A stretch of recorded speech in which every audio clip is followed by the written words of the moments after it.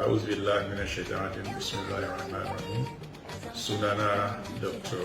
Dauda Lawal dan takarar gwamna a ƙarƙashin jam'iyyar PDP na Zamfara.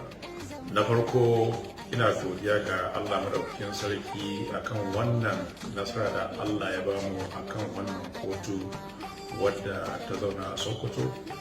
Na biyu ina godiya ga al'ummar jihar Zamfara kan irin goyon bayan da aka bamu akan wannan tafiya akan kuma wannan shari'a ta ubangiji Allah ya saka musu da mafificin alheri. Na uku ina ƙara jaddada ma al'ummar jihar Zamfara wannan takara da nake yi ina yi ne saboda ceto al'ummar jihar Zamfara.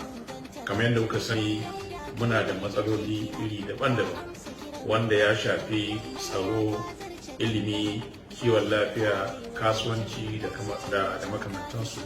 To da ikon Allah da kuma gudunmuwar da za ku bayar, in Allah ya yarda, idan Allah ya sa muke nasara, insha Allahu tare za mu ceci al'ummar da Zamfara. Na gode, Allah ya saka da alkhairi.